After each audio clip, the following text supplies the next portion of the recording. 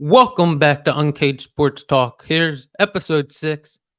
Week 1 is officially here for football. The week we've all been waiting for, week 1 is officially here. It's here. It's been a long wait since February 12th, the Super Bowl. Something I was disappointed with, the Eagles and Chiefs. One of the best games I've ever been to.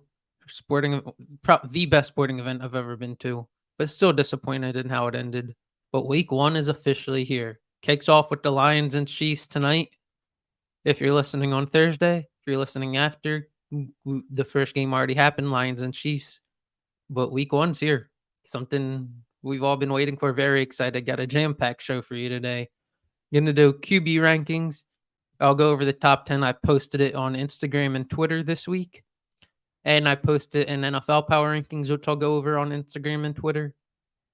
Along with later in the show, we'll do an NFL pick'em based on the spread. I'll pick on this based off the spreads, and I'll show you guys who my best bets are for the week, teams that I think are going to win this week in the world of football, in the world of the NFL, I should say, because there is college football, week 2 of college football, and insane week 1 with Colorado knocking off TCU. But back to the NFL and how we're going to do this show today. You got that pick 'em with the spreads. I'll tell you my 5 best bets out of all those spreads as well. And then while in the middle of the show, I'll go over NFL record predictions and award predictions and playoff predictions, the teams I think are going to be in the Super Bowl. Might be a bit biased, but we'll see. You'll see later on, and you'll hear later on as we go on this episode. Without further ado, though, I'll jump in to our first topic of the day. NFL QB rankings. I posted this on Instagram and I said I'd go more in depth. I'm going to jump to around 10 and go from 10 up and give my thoughts on players from 10 up.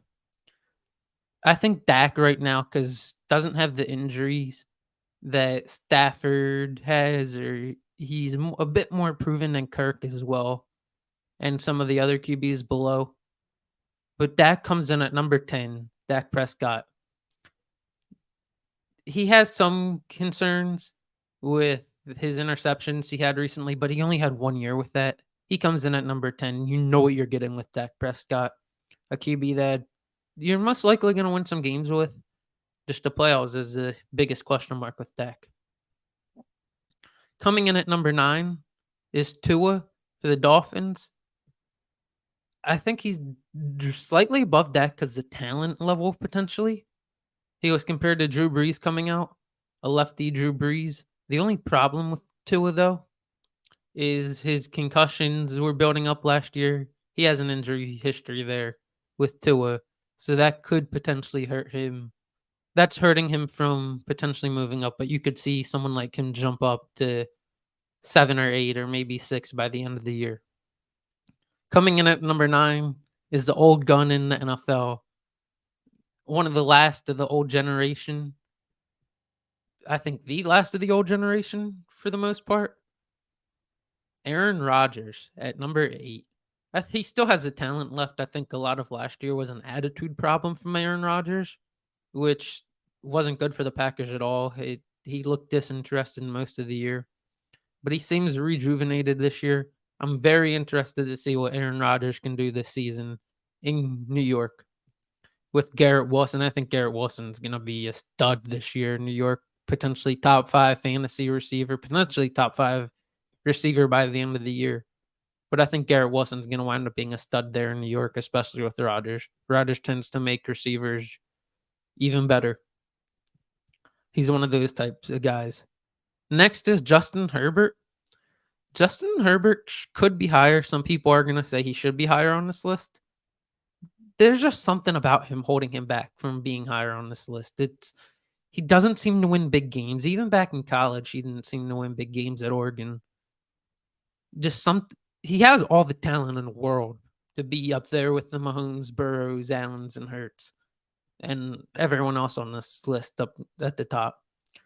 But there's just something holding him back. I think most of it is he just doesn't seem to win big games, especially after that loss To the QB ahead of him at number 6, Trevor Lawrence. I'll get into Trevor now. Trevor Lawrence, he's got all the talent in the world. He was highly touted coming out of college, was the number 1 QB all of college, was the number 1 recruit going into college. He was the guy. He's turning into what he's supposed to be. Finished the year great last year. At the end of last year, he was the top 5 QB the last half of last year. He finished last year great, the last 8 weeks or so. Trevor Lawrence is on a good trajectory moving forward with the Jags, and he has weapons now in Jacksonville. At Calvin Ridley going there gives them even more weapons. Calvin Ridley, Christian Kirk, Evan Ingram, Travis Etienne, Tank Bigsby. Get some weapons there in Jacksonville for Trevor Lawrence. I think too with this list, I'll let you guys know with this list that it's heading into this year. It's not based off of the past. It's just what I think the rankings are this year. Strictly this year. Nothing else involved. Coming in at number 5 is Lamar Jackson. I think this is a perfect spot for Lamar. He's could be higher. He could move up if he stays healthy, but he hasn't been able to stay healthy the last 2 years. But he has all the talent in the world. Former MVP. He's got weapons this year to go with him in Baltimore.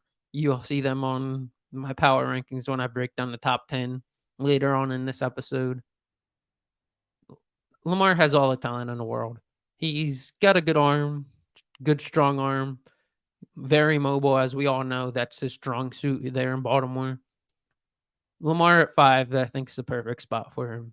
He could potentially move up. He could potentially fall down if he gets injured again.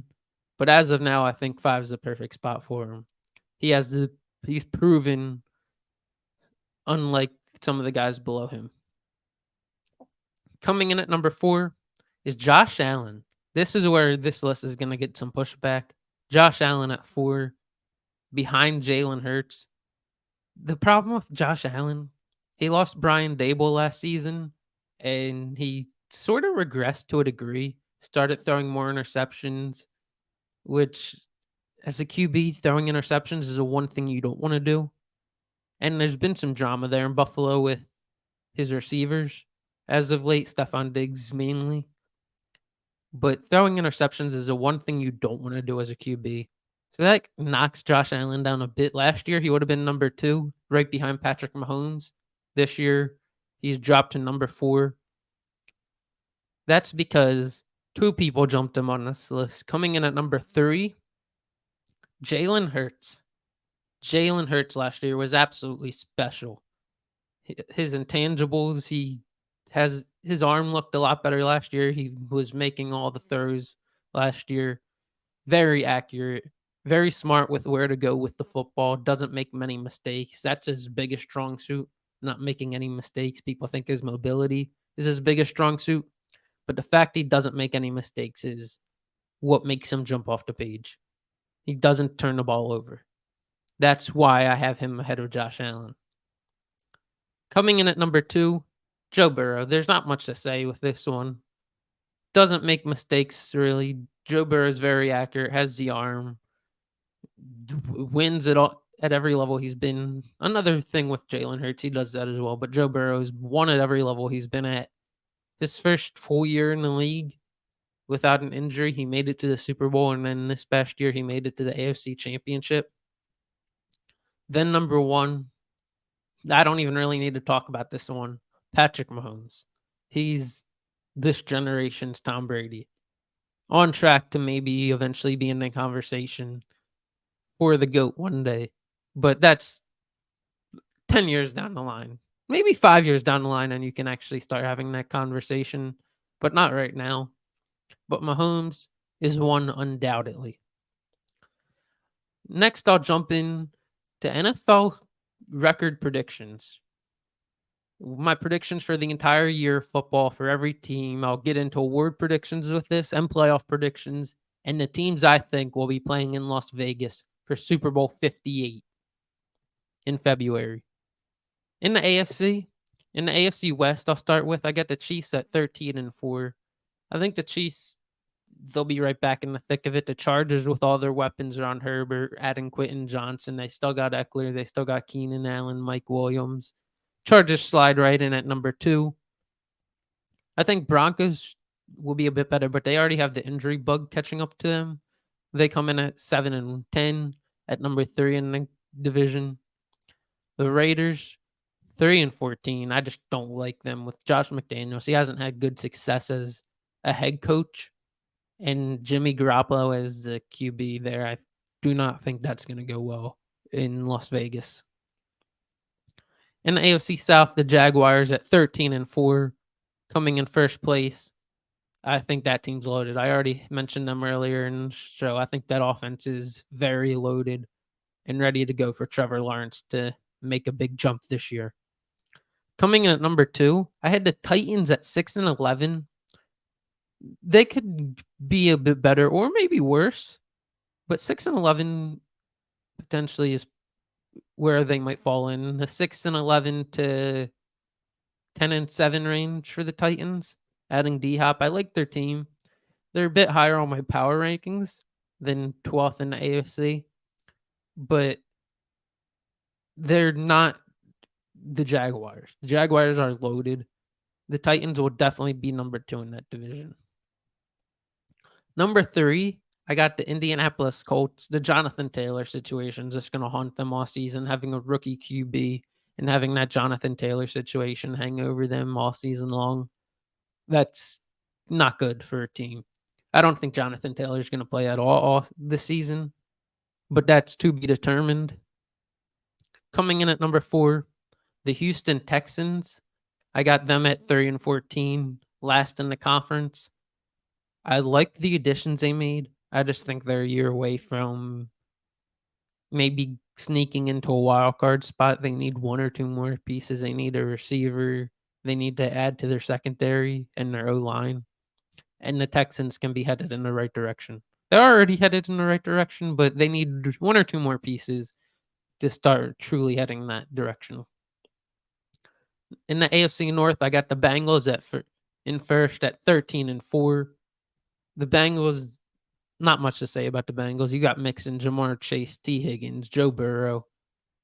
I got them coming in as the first seed into the playoffs, which would be huge. I think this is going to be a good year for the Bengals. Very good year for the Bengals. Semi-light schedule there in Cincy this year. I think they can pull it off as the 1 seed. If they get the 1 seed and have the Chiefs come to their place, that would be huge. Coming in at number 2 in the AFC North, the Baltimore Ravens. I already hinted on them. I love their receiving core this year with Aguilar as a 5th receiver, Devin Duvernay as a 4th, OBJ, Zay Flowers, Rashad Bateman. Deepest receiving core they've had in a long, long time. I like where the Ravens are headed there in Baltimore. Their defense, it'll always be pretty good, solid. It all hinges on Lamar Jackson. They got J.K. Dobbins at running back. It all comes down to what step Lamar Jackson takes. If he gets hurt again or if he can stay healthy, because Lamar Jackson wins there in Baltimore. That's all he's been able to do. He's won except for the playoffs. The playoffs is the next step for Lamar. Coming in at number 30 is the Steelers at 10-7. I really like that team this year. I'm high on the Steelers heading into the season. They got a good offense, good pieces on offense with Pat Freiermuth, Najee Harris, Jalen Warren, George Pickens, Deontay Johnson. They got some pieces there in Pittsburgh. And their defense is always going to be good. They got a good head coach with Mike Tomlin. They're always going to be in a race, and I think they're the playoff team this year. I think they have enough talent to become a playoff team this year, even in the loaded AFC. Coming in at number 4 is the odd team out in the AFC North, the Cleveland Browns at 8-9. I think they could be up there with the Steelers. They could swap with the Steelers, honestly, or the Ravens. But the regression that Sean Watson showed last year is the one thing that worries me. That's the biggest concern there in Cleveland. But otherwise, I think they could be a good playoff team. They could make some noise in the AFC. Coming in at number 1 in the AFC East, The Buffalo Bills, I got the Bills going 12-5. I think that they have a slight regression this year with the drama they've had this offseason, but I still think they managed to get in and win their division. At number 2, I got the Jets. 10-7, I think they get into the playoffs. They have some ups and downs throughout the year with Rodgers. They have some good streaks, some bad streaks.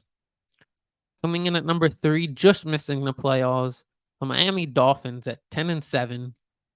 I think they got all the talent, but it's gonna come down to Tua. If Tua can stay healthy, which that's yet to be seen.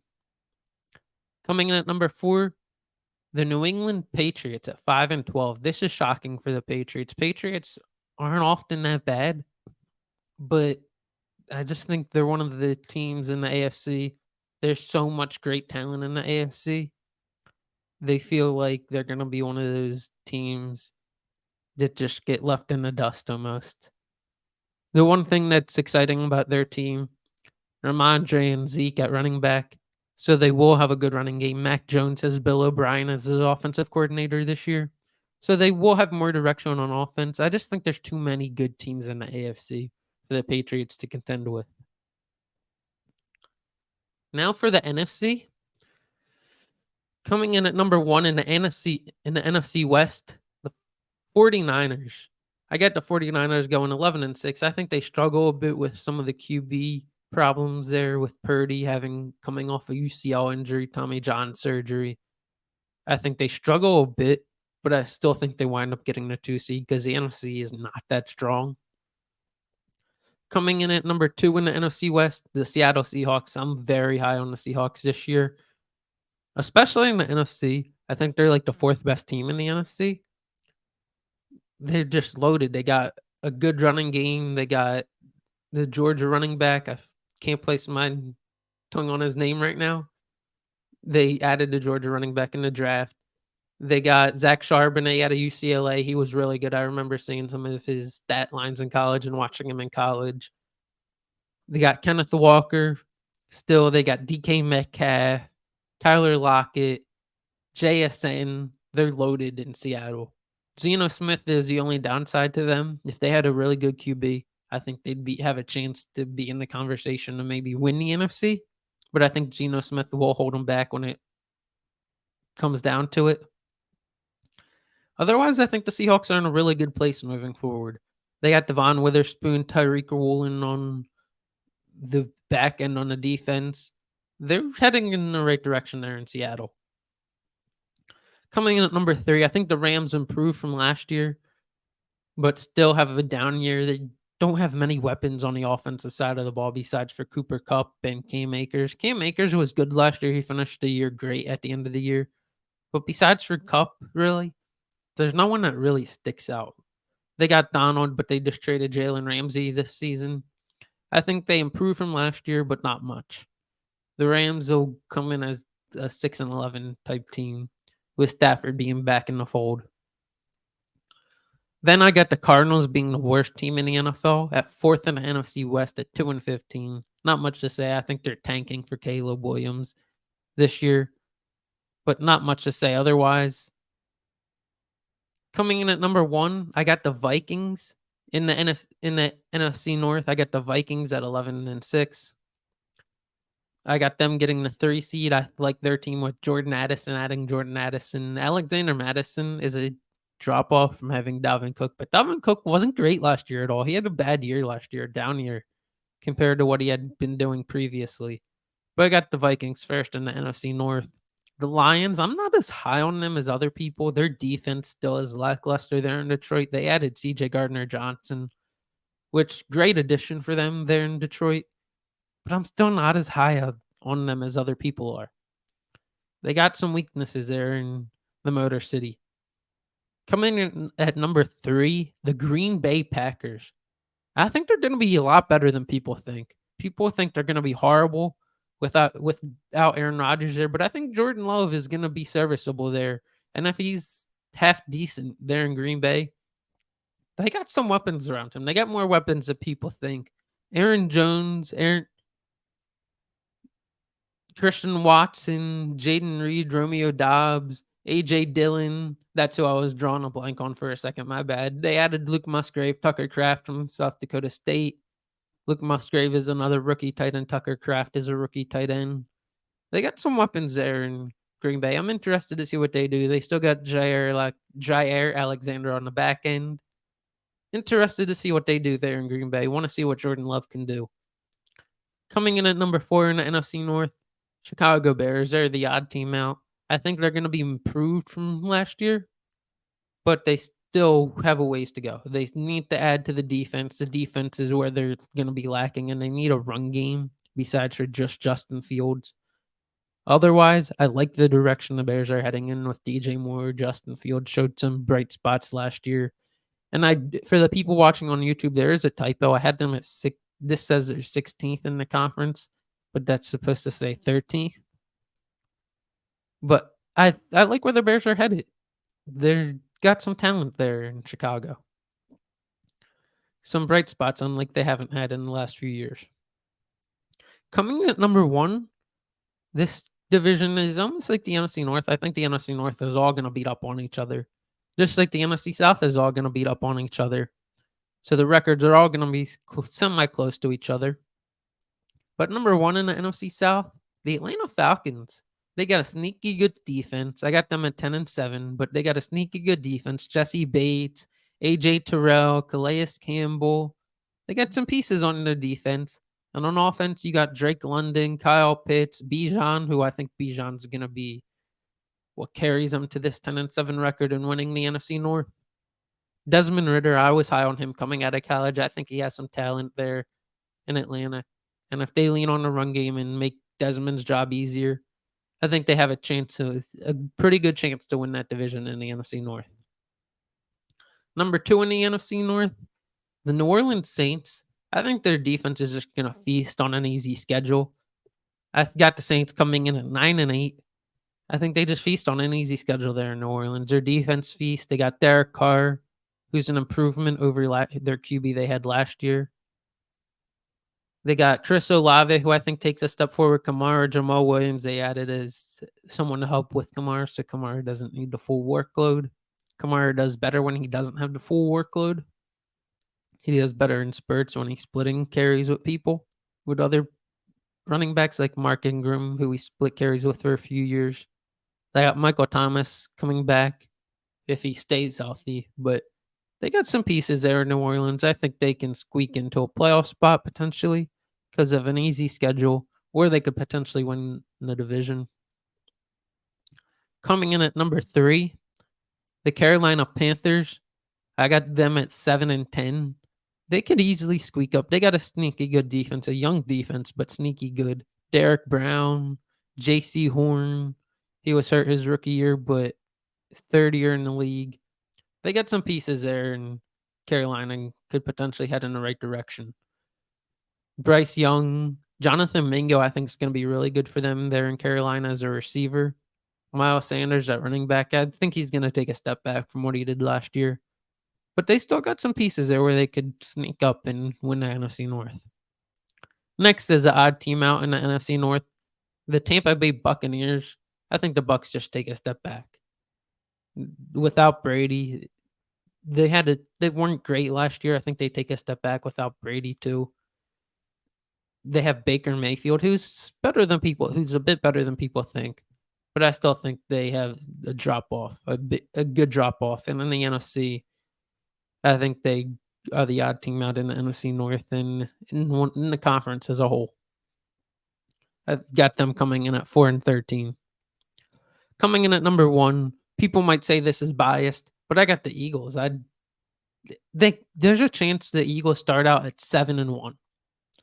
They start out at 7-1. They can withstand that bad stretch that they have and fight through it. But otherwise, I got the Eagles at 14-3.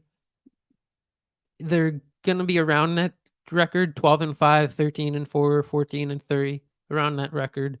Going to be hard to have that again, but I think they can do it. I think they got the talent. They got the number 1 QB in the conference, which can take you a long, long way.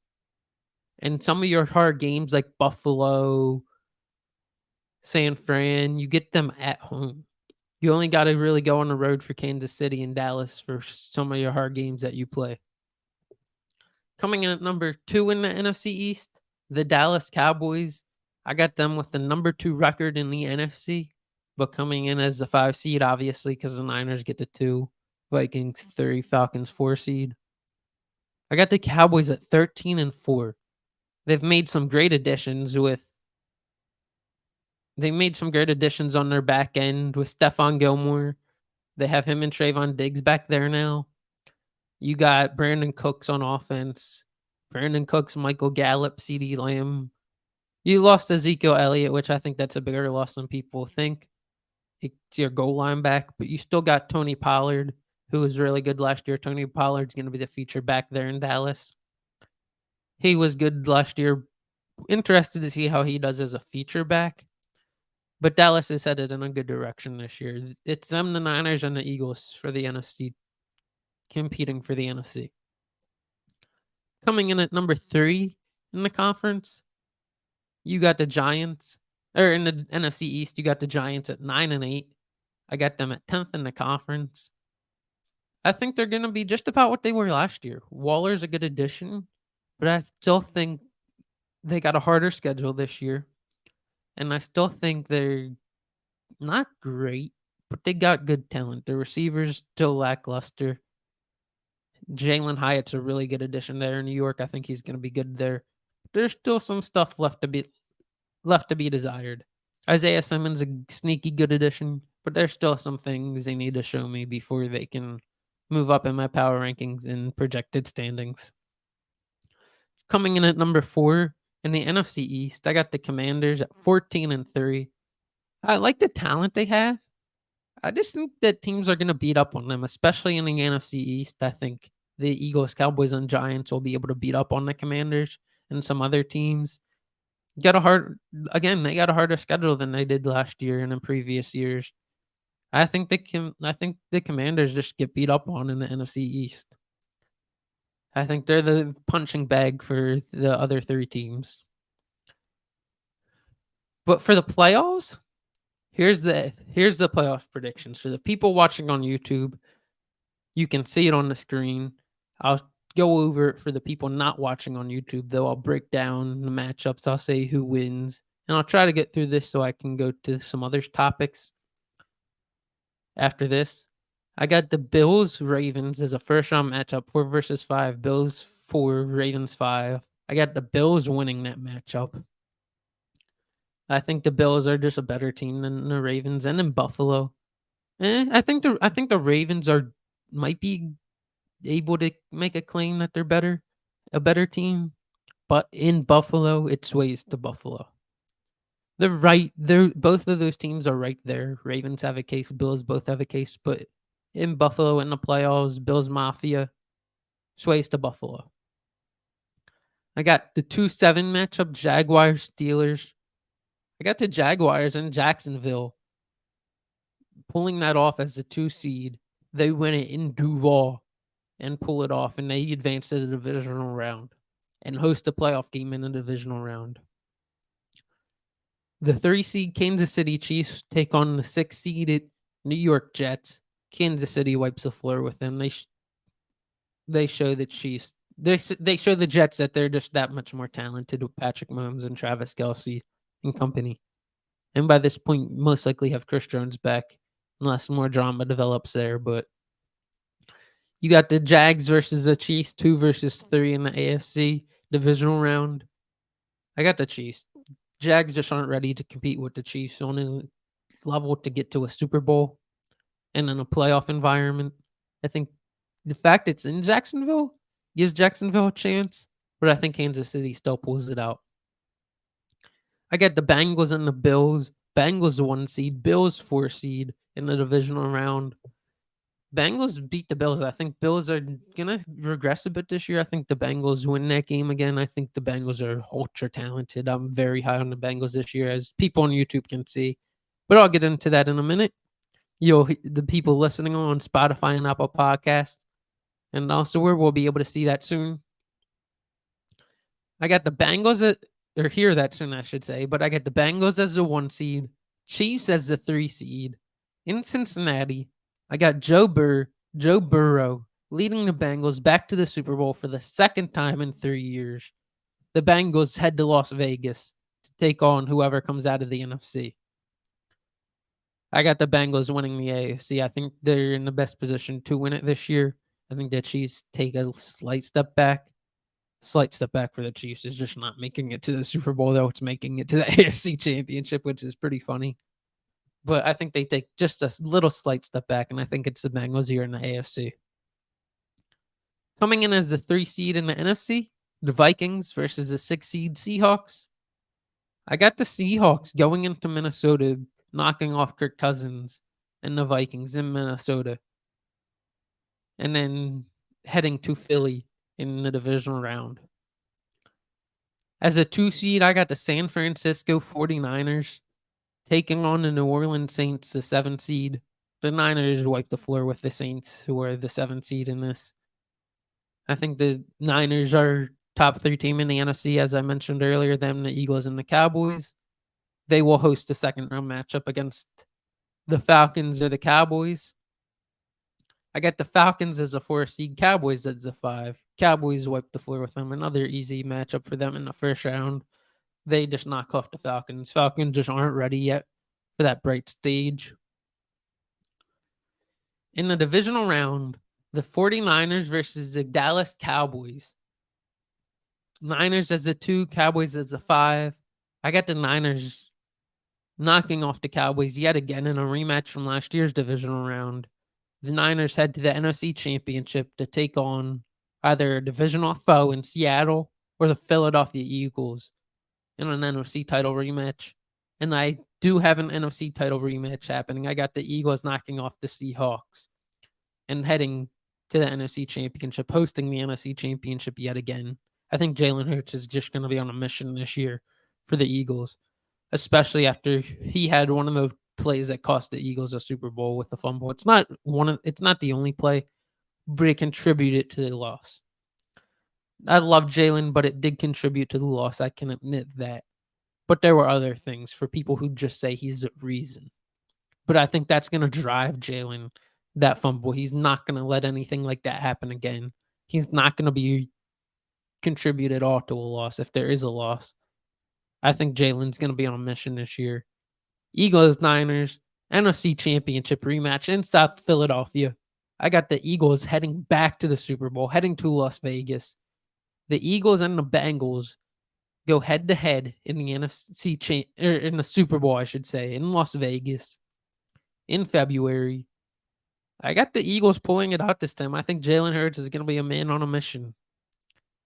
My MVP will be losing in the Super Bowl. You'll see that in a second. But Jalen gets the Super Bowl MVP this year. Almost got it last year. Was a minute 30 away if it's not for a flag. Not blaming that as the only reason.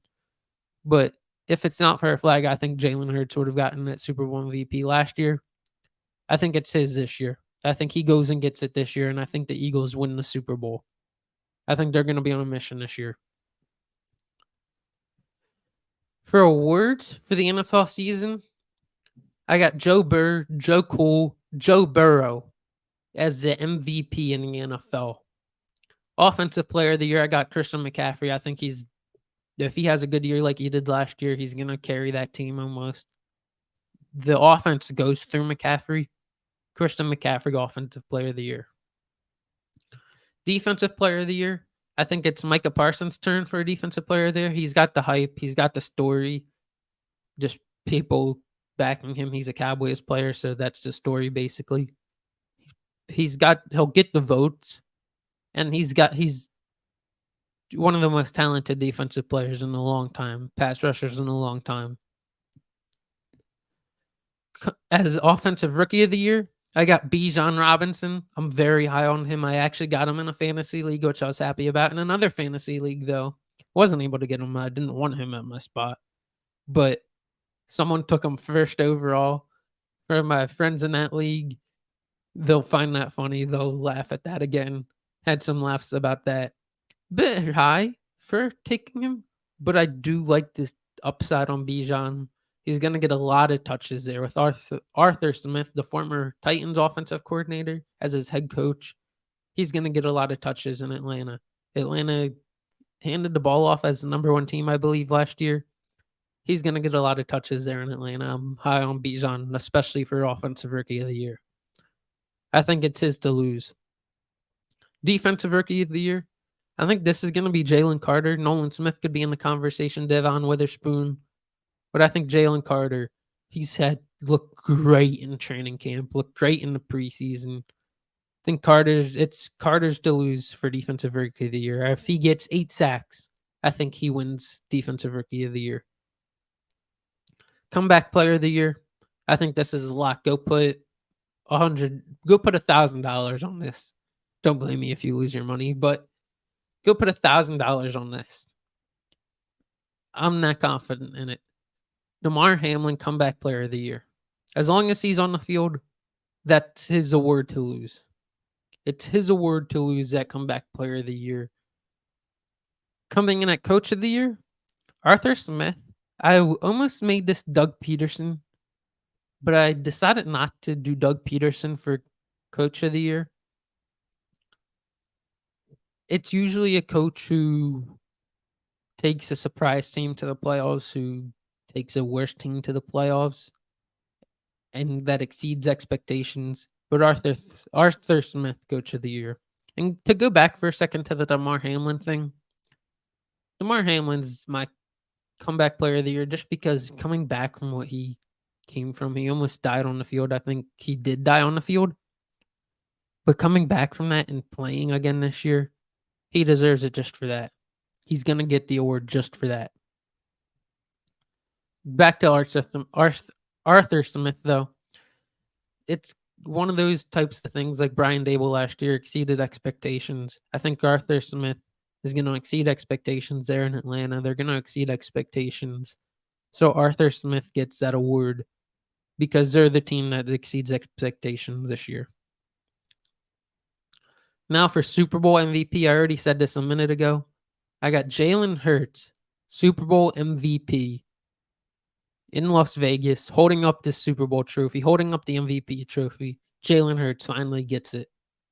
Gets redemption from last year and wins Super Bowl MVP this year. Joe Burrow wins MVP, but he does not get the Super Bowl MVP. It's Hurts's this year.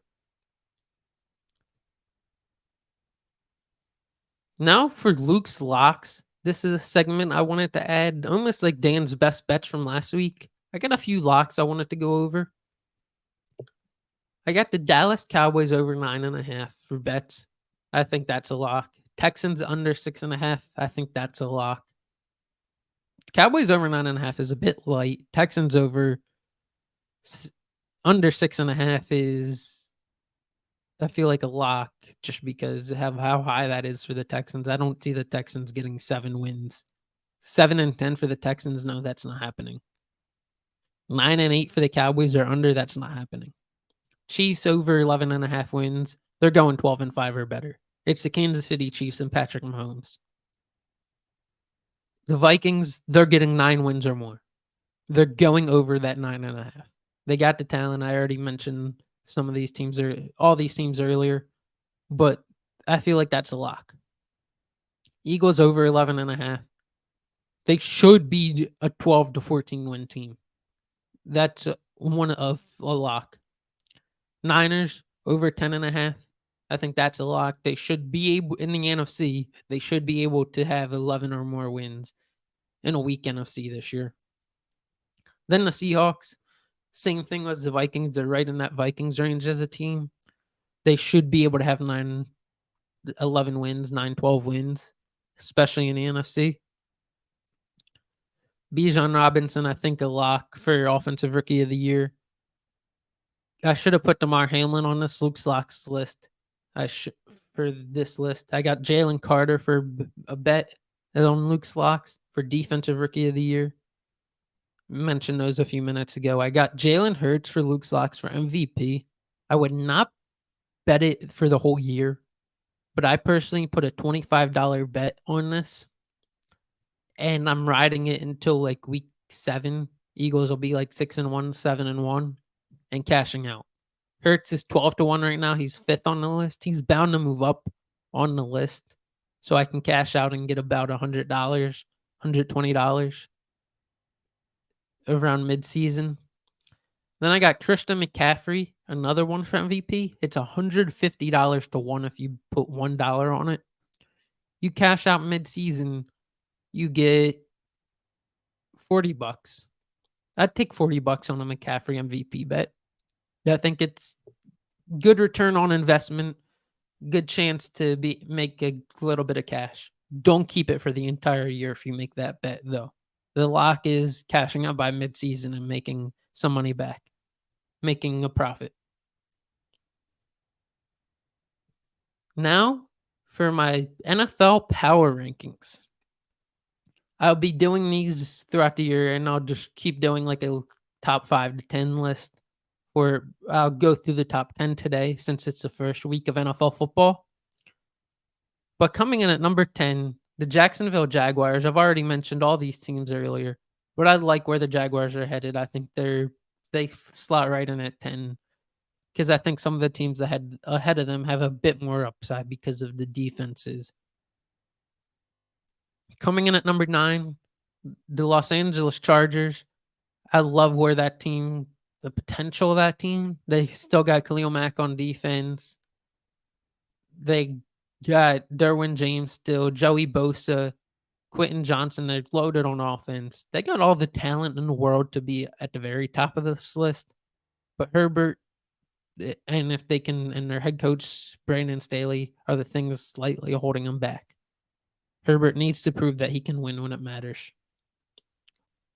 Coming in at number 8, only reason they're at 8 and not higher is because Tua's injury potential. You don't know what's going to happen with the Tua situation. But the Dolphins at number 8, I love that team. They're loaded. They got Jalen Ramsey, Xavier Howard, Jalen Waddle, Tyreek. They're loaded everywhere, just about. At number 7, the Dallas Cowboys. I mentioned them earlier. They're loaded all over on all sides of the ball. Only problem is Dak Prescott with his turnovers in big games. But we'll see where the Cowboys can head there in Dallas. I think they got a good chance to make noise in the NFC. Top 3 team in the NFC easily. Number 6, I got the Bills. This comes as a bit of a shock. Having them at number 6, this will be a shock for most people. But I think the Ravens are slightly better, but I think the Bills just have a slight drop-off this year. It's a slight drop-off for the Bills. Might not be major, but I think they have a slight drop-off there in Buffalo. They're going to have some struggles there,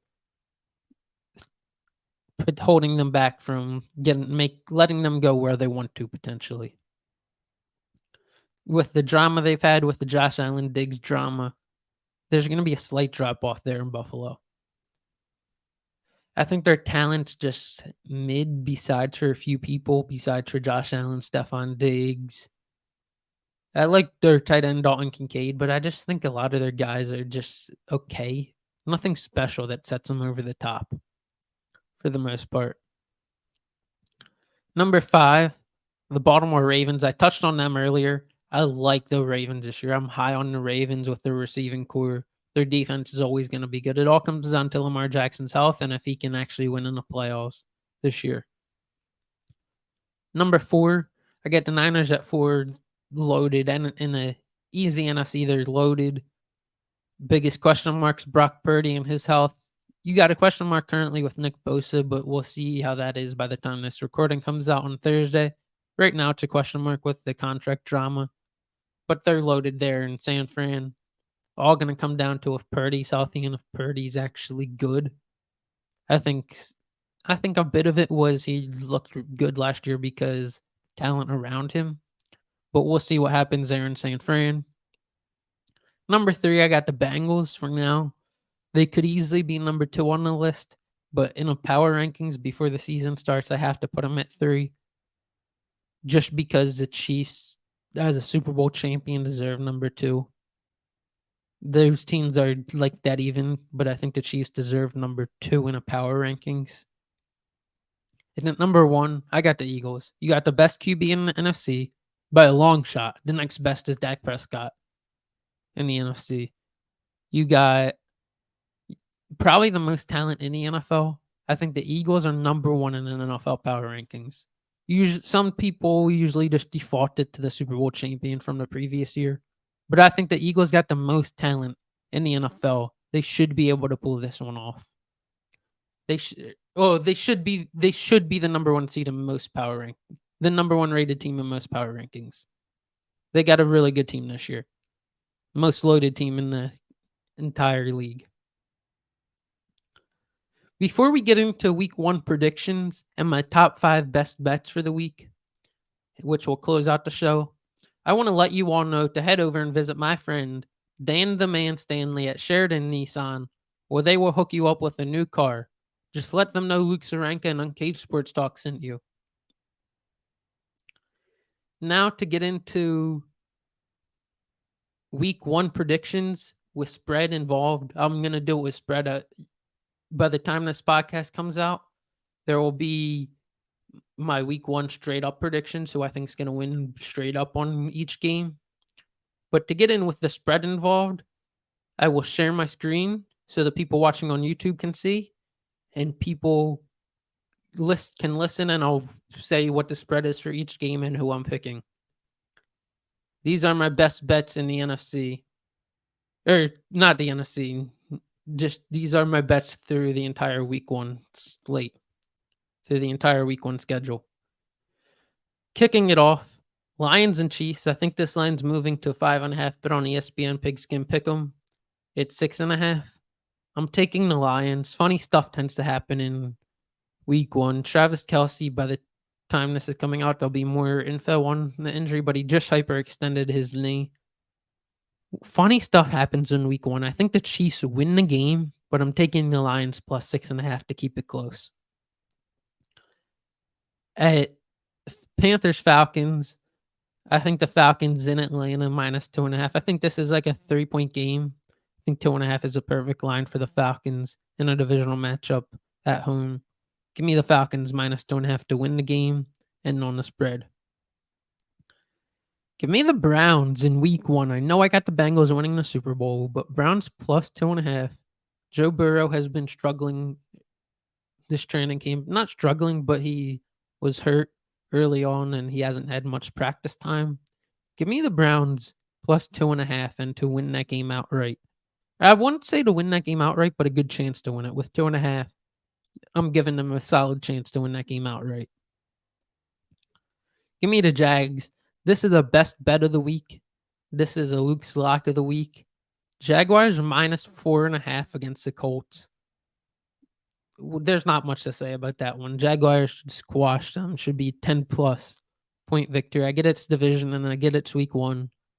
But Jaguars minus 4.5 is the best bet of the week. Funny stuff tends to happen again with this matchup. Bucks and Vikings. Funny stuff tends to happen.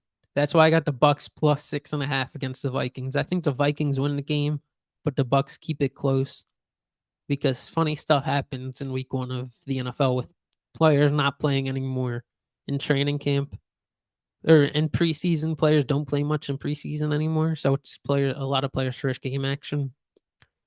So there's a lot of shocks in week 1, and usually you don't want to take a lot of stock in the week 1. What happens in week 1?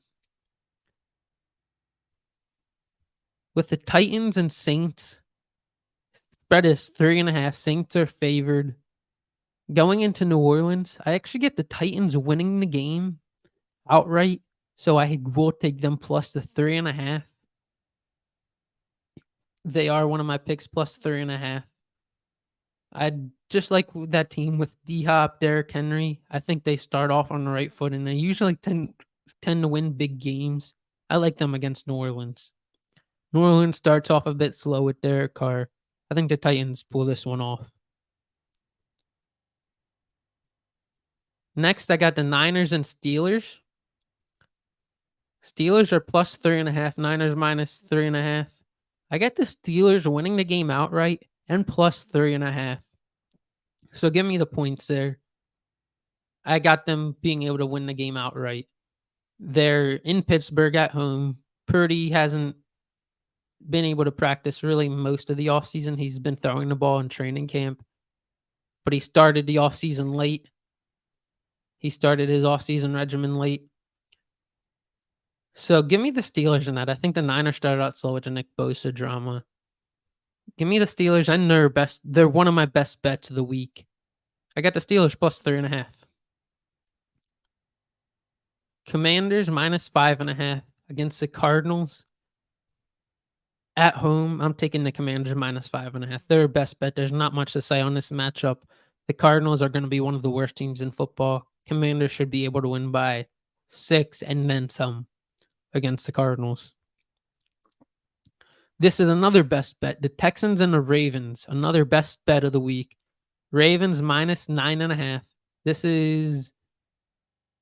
This should be a blowout. Ravens all day long. This should easily be a blowout. This is my fourth best bet. So far, I've had the Jaguars, Steelers, Commanders, and Ravens as my best bet. My top 5 bets for the week. Ravens should easily beat the Texans by 10 or more. This game's a toss-up right here. Bears and Packers. This game could go either way, honestly. In Chicago, a lot of people are picking the Bears. Bears are 64% picking this one by fans. But I got to go with the Packers here. I think the Packers come out and shock people in this one. Plus 1.5. I think they win outright, and I'm taking them on the spread. I think they get off on a good start for the Jordan Love era. In Denver, minus 3.5. Raiders, Broncos. This is a very good line for this game. 3-point game for a division matchup for teams that are going to be close this year. But I think Denver pulls this one off by a bit more than 3. I think they 6-point win, 7-point win for Denver. They're Mile High. I think Denver pulls it off minus 3.5. Give me Denver minus 3.5. This one, no brainer. Minus 5 and minus 4.5 for the Eagles against the Patriots. I think this is a lock. Should hammer this one. This one finishes off the best bets. Eagles minus 4.5 against the Patriots in New England week 1. They go in there and they should win by 7 to 10 or more. My best, so to clarify for my best bets, so you guys can go over that if you want to bet them. Jaguars minus 4.5. Steelers plus 3.5.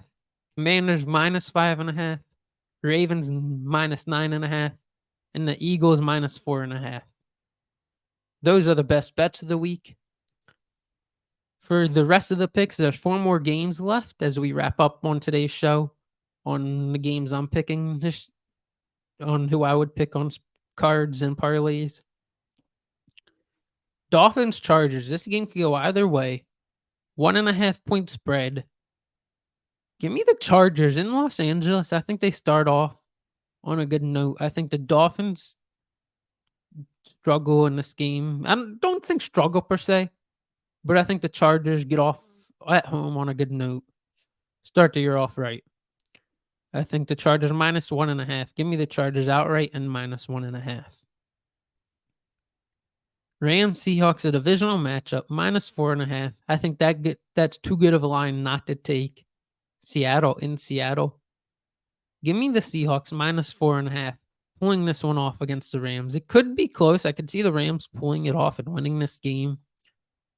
But because funny stuff, like I said, does happen in week 1. But give me the Seahawks there, minus 4.5. I think that's too good not to take it.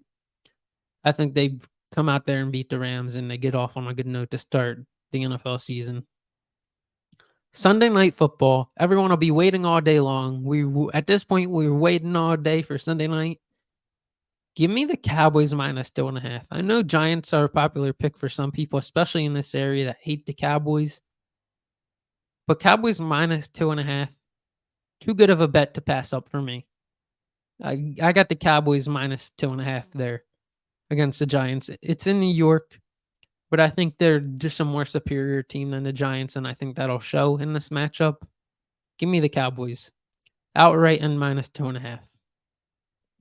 Bills and Jets minus 1.5. Aaron Rodgers debut in New York. Monday Night Football on ESPN and ABC. Spreads minus 1.5 in favor of Buffalo.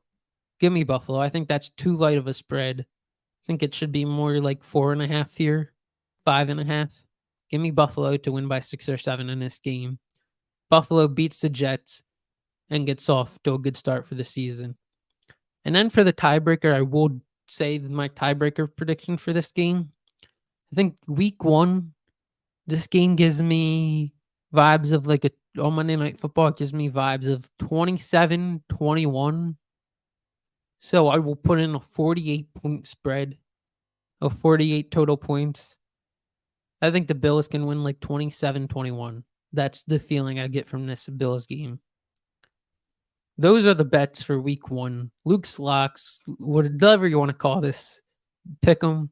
Those are my bets for this pick 'em, and I'll keep people updated throughout the year on my pick 'em and how the pick 'em goes. I'll keep people updated on that throughout the year, and for my regular pick 'em, I'll keep people updated on those. I'll just keep people updated on where I stand, where I stand in the entire country, which I think will be something cool to follow for the season. See what my record is for against the spread and just straight up. I think I'll have a pretty good record. I'm usually good at it when I stay up to date on it, and I will stay up to date on it for the sake of this podcast. But that'll wrap up this episode. I'm very excited for week 1 as it is finally here. I think everyone's excited, especially if you're listening for this whole podcast. Very excited for this week 1. Gonna be an exciting week 1. I might be kicking this off in Penn State for Delaware Penn State on Saturday. So if I am, I'll post pictures on Twitter and Instagram. That's yet to be determined though. But it's gonna be an exciting week 1. Tune in next week on next Thursday as well. It'll be an Eagles-centered podcast that week, talking a lot about the Eagles. I have a big guest lined up for that one. Used to be on NBC Sports, potentially the guest, and giving away a bit much with this because in case he can't come on yet, but pretty sure he will be able to make it on. He used to be a host on NBC Sports. Used to work for 94 WIP in Philly. Used to work for 97.5 The Fanatic in Philly on the radio. I'm not going to say the name yet. I'll let people try to guess, but there's potential I have a guest on next week. And we talk a lot about the Eagles and we react to week 1 in the NFL. Tune in next week to Uncaged Sports Talk. Remember to like, follow, and comment on all of our platforms. It is greatly appreciated. And continue along with us on the journey.